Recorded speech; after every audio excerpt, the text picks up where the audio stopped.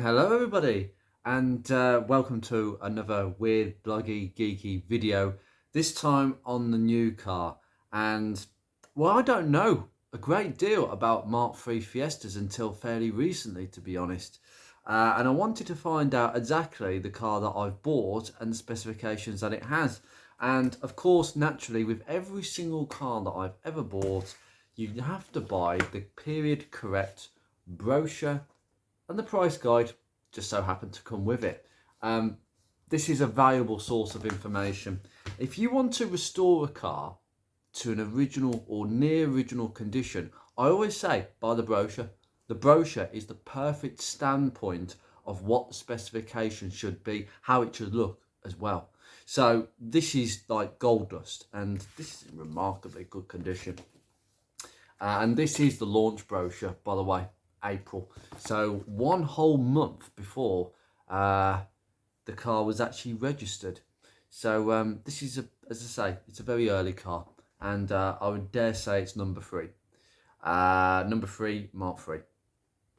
Anyway, let's take a look at the brochure. But as we look at the brochure, there is another brochure or training manual, as it is called, that I've actually managed to procure. And thanks to a really nice subscriber who has identified that I might need this, and it was sitting up in his attic because he used to work for Ford. Naturally, he's given me this. The CTX Transmission Handbook, Operations, Adjustments, Service Require. So it's a technician's product training manual. This is like gold dust. Some of this information in here is very relevant for Beatrix because it's the same gearbox. It was only manufactured by ZF under license from Van Dorn Transmissions, which made them for Ford and Fiat. I believe they ended up in Nissans as well, but I don't believe everything I'm told there. I don't think the Nissan Micra came with it, but this is a fantastic manual. I'll show you both through all these books, and let's see what we see. Right, we can start off by having just a brief look through. So it's the new Fiesta. That's Matisse Blue, I gather. I'm sure it is. And I'm not quite sure. I'll get to grips with my colours at the back of this brochure. But just a beautiful clean sheet design. There was only the engines and the gearboxes really that were carried over. It was very much nothing to do with a Mark 1, Mark 2. That's what I love about the Mark III Fiesta, and obviously it spawned the Mark IV, Mark V, which had the same body shell and underpinnings, but slightly tweaked suspension settings, obviously a complete array of different engines. There was a lot of changes for the Mark III, as I've said before, but this is really good, really nice. And interestingly, they actually promoted the CTX transmission straight from the off. I mean, this isn't even looking at the specs, but yeah, we've got the number of features on this compared to a Mark II. It's quite astonishing actually. Like things like digital clocks. I mean, this is a nice heating control system. The radio and all the controls are nicely appointed. Then the information you're given on the speedo. It's quite profound, really. I really like that, and everything looks really nice. I'm trying to move this because the camera is a bit more closer than what I would like. But if we turn over here, oh yes, we have the Fiesta Popular, which you got very little on. You didn't even get a door mirror on this. Now, I believe the chap who runs the channel, Morsels on Motors, he has the earliest surviving Mark III Fiesta. 3 days after launch on April the 13th, it was April the 16th, he has got a Popular in red without the door mirror now. It did come with a door mirror. Someone added a door mirror. He's taken it away. Quite nice. Yeah, I like that thought, actually. Return it to how it was. But you really didn't get much. I mean, you had the 1 litre HCS with the 4-speed gearbox. It was only really available on this model, I suspect. Heated rear window. Oh, you still got a heated rear window, though. Obviously, the ABS polycarbonate bumpers. I don't know why Ford went differently with the Mondeo, but these are definitely ABS. 2-position front seatbelt fixings. We're getting desperate here. Remote control driver's door mirror. This is really poverty spec. really honestly. And you get some illuminated dials, integrated door lock and handle, molded panel door trim. I remember that some of this stuff was quite luxury back in the day, and I actually forget this, even though this was a car of the 90s, my childhood. You get this really nice sort of trim here as well. I believe it's called the Aztec trim. Very base spec. And here you got the Popular Plus. So we get a door mirror and a few other bits and pieces. Now I believe that you've got a choice of body styles, so 3 and 5 door. So you get a choice of 5 door in these. And you get the 1.1 HCS Valencia petrol, and the 1 diesel engine was available. The 1 litre HCS petrol was only available on the 3 door, just like the Popular. Okie dokie. And you got, so the 4-speed gearbox was standard on the 1.1 and 1 litre. And the 5-speed manual was standard on the diesel. Heated rear window, tailgate wash wipe is what you got on these. Good, nice one. And you got the sort of medley trim, so slightly different, but not too much different. So we've got another door mirror. That was digital clock as well. You didn't get that on the Popular either, and I think that was quite nice actually. Nice trim actually, and no, really nice. And we got electronic AM FM mono radio model 2001 with anti-theft coding, 2 speakers and an aerial. Nice. You get the optional anti-lock braking system and the CVT on the 1.1 HCS 3-door. Now we have the L model. This is more or less what more people would have bought, I suspect, being the middle of the range specification. So here we've got some nicely different styled trim. Can't remember actually what it's called. Actually, I'll discover that in a second.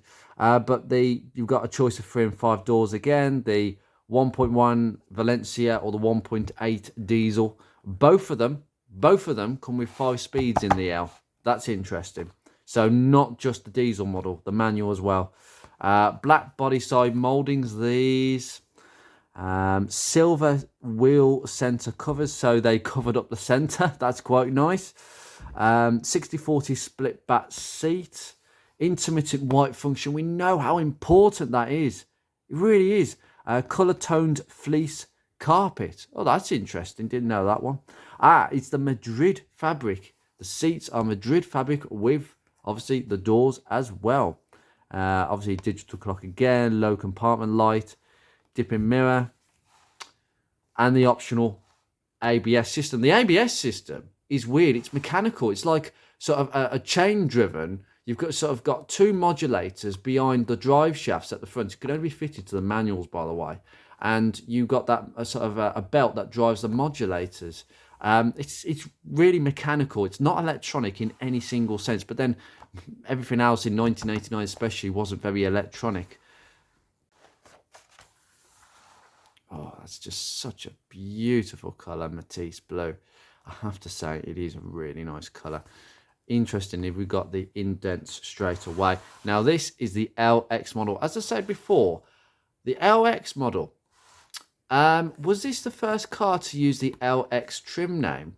I can't recall. Maybe it was the Sierra who started that, but you've got 3 and 5 door, 1.1. And now offered on the LX, because this is the second to most, the top of the, sort of second to the top of luxury trim and specifications. You have the 75 brake horsepower, 1.4 CVH, and the frugal 1.8 diesel. Nice how they use the word frugal in there. And both of them, 5 speeds. Quite interesting. You've got the bright inserts in the bumpers in these. Tinted glass, yes. Heated rear window with tailgate wash wipe as per the others. Remote control door mirrors. Do like the door mirrors. I keep banging on about how they just look better than the late 3.5s. It's just, they don't look quite right. They're too small. These are nice and big, and that's what you want. Probably a bit old school, but still effective. Full-sized wheel covers. 155/70 13s, as were fitted to every Fiesta before 1994, and then it became kind of two different tyre sizes. You got a tiltable sunroof as well. Ah, yes, very nice. The sunroof can be manually adjusted by a convenient knob to achieve the desired amount of ventilation. They can also be removed. Tilting and removable. That's interesting. I might pursue that in mine at some point, have a bit of a play around. Again, ABS, CVT as an option. This is interesting. It goes through the actual interior of the car. Oh, yes. Very nice indeed. Looking a bit more at market. Again, they're advertising the CVT. They pushed it hard. Ford obviously thought this could be potentially the way for all small cars in the future. Little did they know that they actually thought well ahead of everybody else, about 35 years. Now it's all automatics. But we've got quite a few different bits and pieces, you know, stereo, radio, model, 32 PS with 4 speakers and a roof-mounted aerial, of course. 4-door courtesy light switch, you know, colour-keyed non-woven velour carpet as well. I did like that about the Ghia. Speaking of which, this is silver, not diamond white, by the way. I wish it wasn't, but it looks really nice anyway. Ghia, the famous design coach house, well, it used to be a company in its own right, and then Ford kind of reduced Ghia to about 5 employees around the mid-2000s to a digital designing company, and then they just got rid of them altogether. It's a shame that, at the end of a very great name, in coach building especially. 5-door, you can only get the 5-door on the Ghia. 1.3 or 1.4 HCS with 5 speeds, good.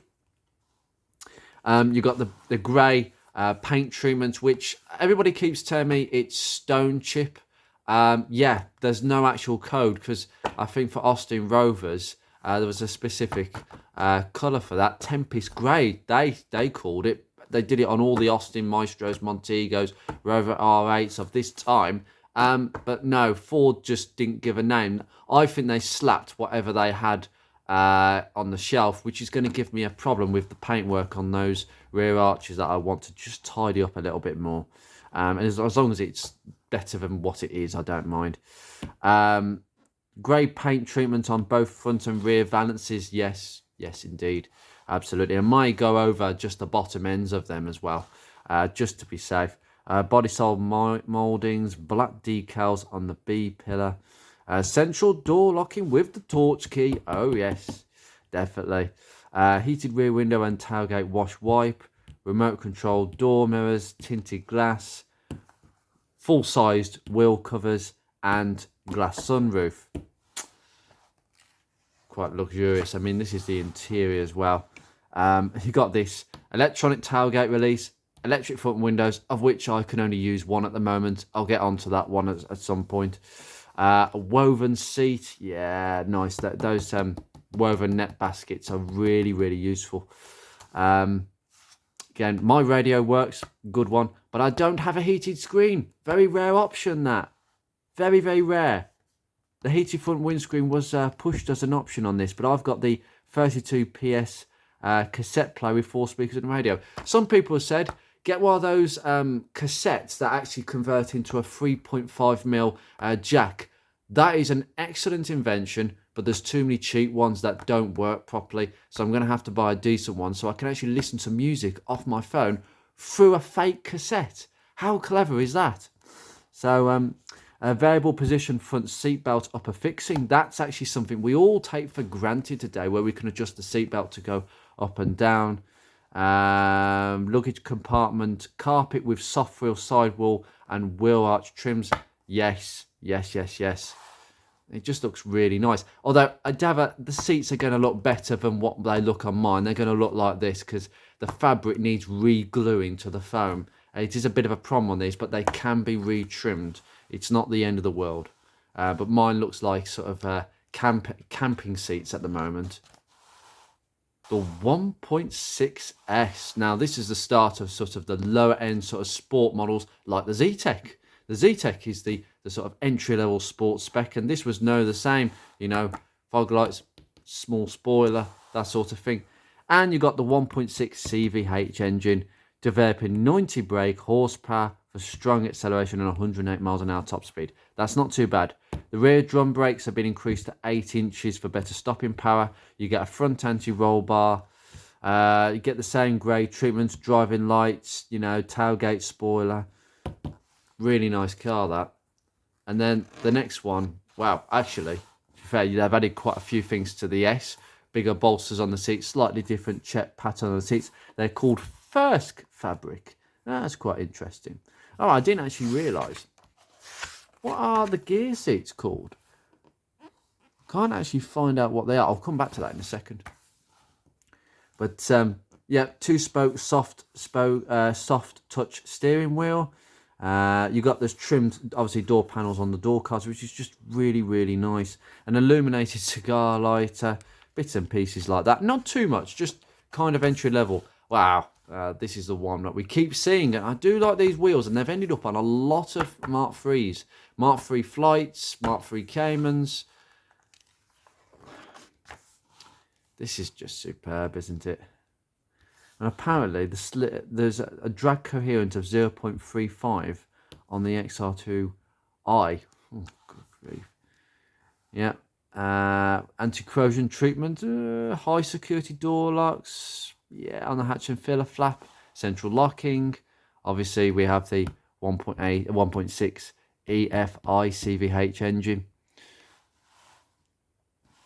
And obviously at the heart of this, we've got the EEC4 electronic engine control, which most people in the Mark III would have seen in the later CFI single point injection models when it was just starting out, with a couple of sensors to help this do its job. But this is multi-point fuel injection, 110 brake horsepower and 138 newton meters of torque with brakeless ignition system. So no distributors, a coil pack being basically programmed by this.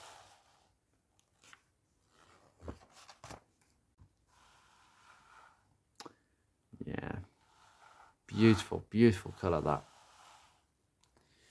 Obviously, you got the EC4 front anti-roll bar and pressurized twin tube dampers for the front suspension, body solid mouldings, dew-turn horn, front fog light and driving lamps. Yes.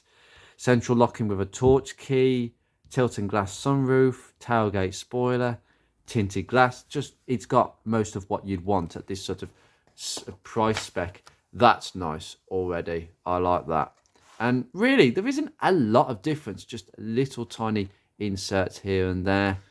Everything just looks a little bit more well trimmed, and it's got the inherent speaker direction control. Yes, that you only get on the early Mark III Fiestas, probably F-Reg ones. Again, you know, this is kind of usual. And the sports front seats are trimmed in Zoldak fabric. Didn't know that, including the door cards itself. You get really everything that usually you can get. Oh, I just love this kind of diagram. I love it. And as I say, you can see how simple the twist beam suspension is at the back with this Matheson strut here, which is a Matheson strut because that's what it is. And then you've got the twist beam that goes at the back. Much better than a dead beam axle. In fact, it actually shows it a bit more there. But this is actually to highlight the ALB, mechanical anti-lock braking system. I have to read up until this, but it's basically a belt-driven modulator per wheel. So you've got the drive shaft, and then you've got a belt that goes to each modulator. And then you've got the pipes that go back to the main hydraulic pump. I need to read more into that because obviously Ford was kind of the first to do that. I believe that this system was introduced on the Granada, if I'm not mistaken about that. They obviously promoted the CTX being an extremely good gearbox, being a CVT. We all are quite familiar about that on this channel if you've been watching me for ages. It's stepless, there's no gears, it is a continuously changing ratio, and it should be in the right ratio at the right time with very, very, very little loss. In fact, I think the only difference between this and the manual equivalent would be almost tiny in terms of speed and performance. But that little difference that the manuals still have over this is because of possibly the loss of power through the pump, because it does take a lot of power to drive that oil pump, and that's been driven constantly by the engine. I'll be going into that in more detail on a later date, but This is kind of ideal. Glow plugs, slim glow plugs on the diesels. These are very rare engines now, the diesels, for quicker warming up, and obviously highlighting the CVH. And all their cars were able to run on the new unleaded fuel, which is quite a relief to me. Dynamics, there's just nothing with the steering. You've got the heating system up here, and the wishbone, one-piece wishbone arm, which is really good, and it's been followed up by almost every Fiesta ever since. So 2 inner bushes and a ball joint right at the end. Steering system, well, the steering is actually, there's no subframe on a Mark III. It's only the Mark IV they put a subframe, and I think that's why everything's a bit more stiffer with that subframe. But as I said before, no subframe to rust, less problems. So it's bolted to the bulkhead itself. And it's just extremely simple at the front with these bottom arms, the drive shafts, and the trap rods. There's just nothing. This is how my car is, because I haven't got anti-lock brakes. So, and we got the single sliding calipers, which I'm very, very familiar with. Anybody with a 90s, noughties Ford will be very familiar with all this. And they gave you plastic arch liners. Ideal. And the seats are supportive. I would say the seats are really good in a Mark III. And yeah, I'm not going to go into detail over this because this is just going to get too technical. But if you want some performance specs for my car, 1.4 CVH automatic, 55, hold on, fuel consumption at a constant speed of 56 miles an hour is 55. Constantly at about 75, 39, and then the urban driving combined, which is what I pay attention to, 32.5 mpg. That's really good, actually. That is actually very good. And 99 is the maximum speed, so only slightly less than the manual on 102. And 0 to 60, 11.1 seconds, compared with the manual, 10.6. So half a second slower than the manual. That is absolutely nothing. Absolutely nothing.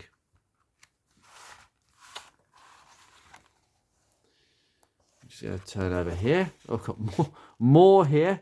I'm going to have to do some studying over this, because this will possibly tell me a little bit more what could have been had.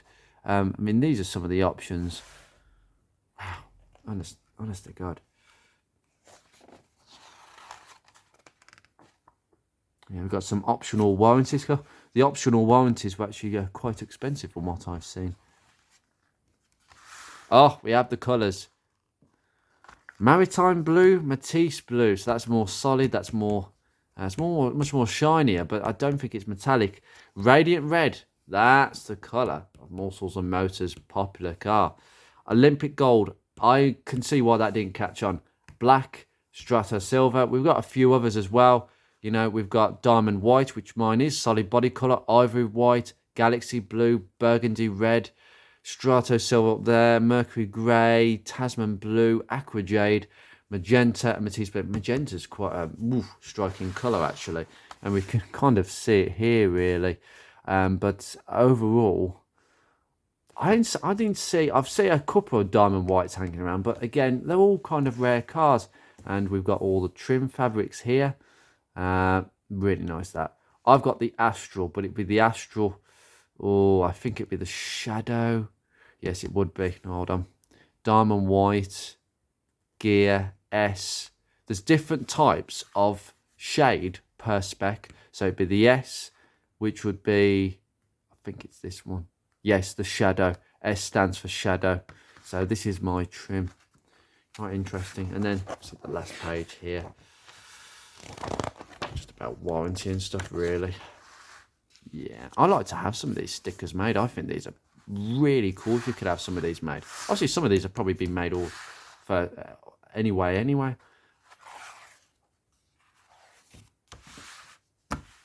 Beautiful. I'm going to move that to the side and move this in. I mean, I'm not really going to go into massive detail over this manual, but this is like the Bible for CVTs. It's full of diagrams of how it works, diagrams of how to adjust all the linkages, because I'm very well aware that this is not an electronic gearbox. It has no stepper motor like I have in Beatrix, and no ECU. So it's all done with adjustments. You've got 3 cables, essentially. One from the gas pedal, one that goes to the gearbox, which is your kick down cable, but it's actually called the throttle valve cable, and the other one goes to the carburetor. You have to make sure all three are nicely set up, otherwise you could have problems, because then what happens at the carburetor end doesn't happen at the gearbox end, and the two aren't kind of linking up, or whatever you're doing with the gas pedal equally is not being met at either side of the carb or the gearbox. Quite interesting. I will go into this in more detail, but this looks like a haven of information, and of which I can understand. It's in good plain English, and it's very simple. This would have been what you'd have been trained on. The person who's given to me was certainly trained on these gearboxes. There was a lot of failures with these gearboxes at first, but overall it became better over time. Anyway, I'm going to leave that there and go on to that another day.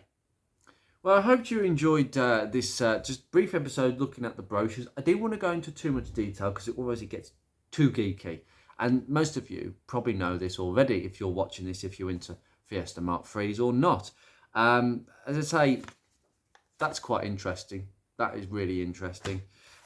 This has given me some really good insight into what was offered, what the Ghia model has that the other specs didn't have. And I would say not a great deal. But what I have to think about is I look at this from someone who is more used to noughties cars. So these are the cars that I kind of grew up with. Fiestas, they were around, but I don't know as much about them. They were just slightly before my time in many respects. And for that reason, I'm quite used to technology in cars and gadgets. And what I have to say is little things like a tailgate wash wipe or an intermittent wiper, or even, a sunroof, that's a pure luxury. These little things may not seem like a luxury to me. They might be given as standard as such, and you just think that they're there, and they're not. Because back in the day, in these, that was a luxury. That was a pure luxury. So this car had a lot of nice things on it. Although I dare say, I think the rivals were slightly ahead of Ford, and I think Ford were just lagging behind a little bit. But quite interesting. So apart from the 1.6 EFI in the XR2i, it was carburetors, distributors, everything's mechanical. I'm going to have a lot of fun with this car. A lot of fun. Take care, guys. See you very soon.